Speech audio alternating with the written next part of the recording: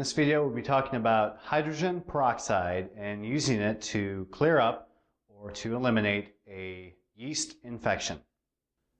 Now, hydrogen peroxide is a very common antiseptic that is sold in many stores around the world. And I think, at least for Americans, the typical way we see it is in a small brown cylinder bottle.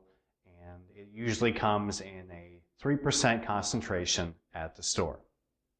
Now, although hydrogen peroxide is often a really great idea for external injuries such as burns or scrapes, it's not a very good thing to use internally. So, for example, you never want to drink even a 3% hydrogen peroxide solution. And the reason for this is the body is full of an enzyme known as catalase.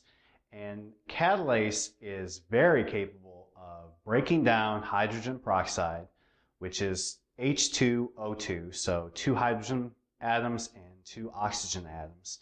And it breaks it down into water and free oxygen.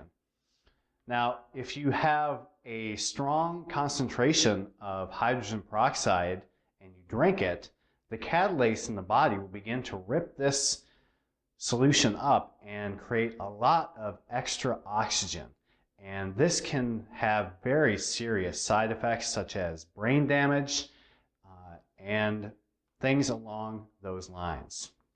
So to avoid severe injury to your body, you never want to drink hydrogen peroxide. It is just a horrible idea. And even if you're trying to, say, wipe out some bad bacteria in your digestive system, it's just a terrible idea to try to get hydrogen peroxide into your intestines, because when you drink it, the catalase will rapidly destroy that hydrogen peroxide. So you're not going to get hardly any of this chemical in your intestines anyway, because of the extreme power of the enzyme catalase. Now, concerning yeast infections, a typical 3% hydrogen peroxide solution is likely not going to do anything to a yeast infection. You may need something close to a 15% concentration of hydrogen peroxide to start inhibiting any of the Candida, and you may even require stronger concentrations. So, because high concentrations of hydrogen peroxide can cause mild burns to the skin, it's just not a good idea to use this chemical to clear up a yeast infection. There are so many other natural alternative remedies that are safer and very effective that you can use in lieu of, say, a potentially risky chemical like hydrogen peroxide. So let's take a look at some of the research regarding hydrogen peroxide and yeast infections. A 1995 study published in Infectious Diseases in Obstetrics and Gynecology looked at how well hydrogen peroxide would inhibit Candida and what role catalase played in this process. All the strains of Candida used in the study did possess the enzyme catalase. The study found that non-albicans species of Candida typically possessed a much higher tolerance for hydrogen peroxide than Candida albicans did. Non-albican species of Candida required around 4 times as much hydrogen peroxide to get the same effect. And Candida albicans, if you didn't know, is usually responsible for the majority of yeast infections. So it is rare if you have a non-albican species of Candida causing your yeast infection. Strangely enough, the research found that there was no observable correlation between a Candida strain's weakness to hydrogen peroxide and the amount of catalase that was measured. The study found that the minimum inhibitory concentration of hydrogen peroxide, and what this means is it's the smallest amount that the study found that would successfully stop the development of the yeast. So it's the minimum or lowest amount of concentration required to inhibit the yeast. And of course, the study found that the minimum inhibitory concentration for the strains ranged from about 150 milligrams per liter all the way up to around 3,000 milligrams per liter. Another study published in 2010 in the Open Dentistry Journal looked at the minimum inhibitory concentrations for various species of Candida.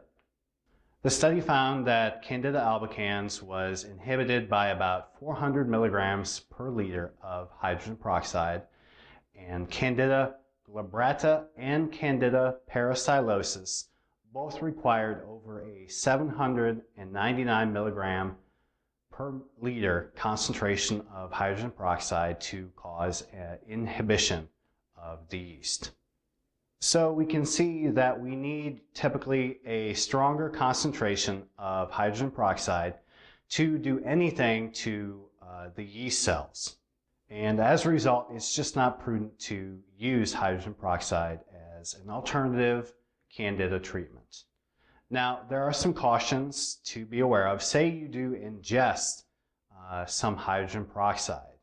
Some of the signs that this is causing a problem include foaming at the mouth, an upset or sick stomach, and even belching and vomiting. And again, some foods, if they contain too much hydrogen peroxide, can even cause food poisoning due to this.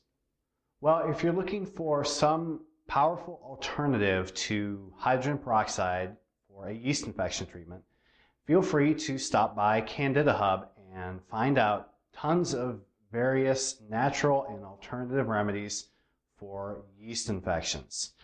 And there is a link to the article on hydrogen peroxide and yeast infections right below. And you can also, again, as I just said, check out the site for other natural remedies for yeast infections.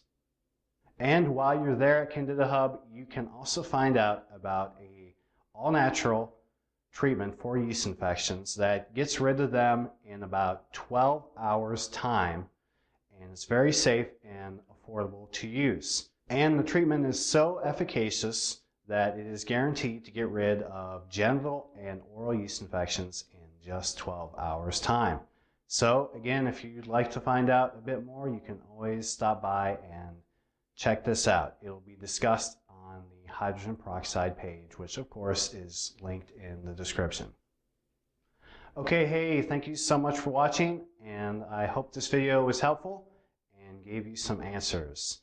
So get better very soon, and I'll see you later.